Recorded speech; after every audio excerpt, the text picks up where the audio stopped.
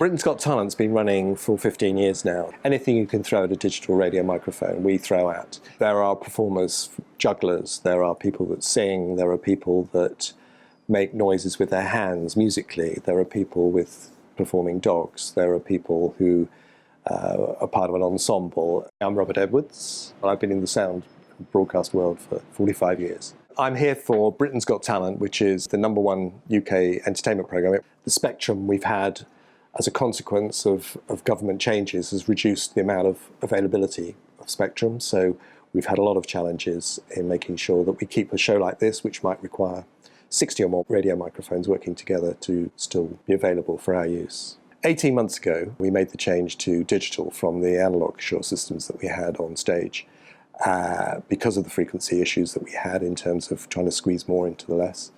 Axient Digital was our choice for the performance side of this programme. We lost all the artifacts that you get with an analogue system and an RF system. We gained more clarity, we gained more reliability, we gained the ability to have radio microphones not on exchangeable batteries, but we were into rechargeable batteries all of a sudden, so it suddenly became very green. My name's Lane Duffy and I do monitors on the show. I think with the Axient, the RF is very solid, which is great. The noise floor is brilliant, so signal to noise is really good. In terms of the sound quality from the stage, we now have a completely digital path. So with that, we have the benefits of a beautifully clear spectrum. The sound is not tainted by any sort of artifacts of compression. There are no high-frequency transient problems. With Shure, you get what you put in at the front end comes out at the back end. So we don't have any issues now with struggling with trying to make the best possible sound that we can from the artists. The spectrum management is very crucial in London. There are a lot of West End theatres nearby. We have to be sure that the microphones are not going to impact on anybody else. So the security aspect of when you compare up a digital microphone with the receiver and know that you have an encrypted signal, for instance, is an important part of what we're doing.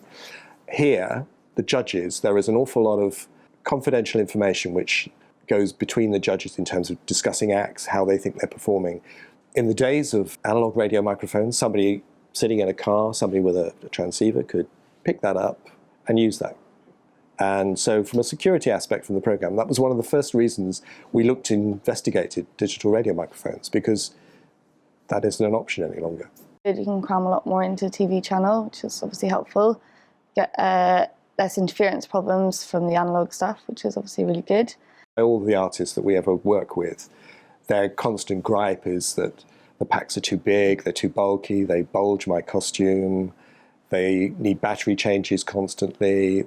The smallness and lightness of the transmitters, the artists are so happy with the size of these units that they are now at a point where they cease to become an issue from a costume point of view. So we do all the coordination in Workbench, and then when we've got someone on stage, we obviously don't have to pull them off stage to make any changes, which is really good. And with the show link stuff, that's really handy.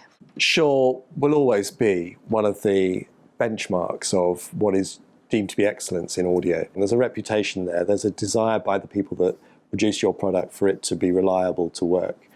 And when you're taking on board a whole new technology, then it's good to know that the people that you've been relying on for all those years are still going to be there to deliver.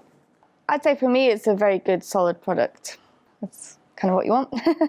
I think Axient Audio Digital is the way forward in terms of audio production, where you need flexibility, hand microphones, body packs, the ability for a microphone to last all day in terms of battery life, the quality of transmission, all make it a first choice for those sort of operations.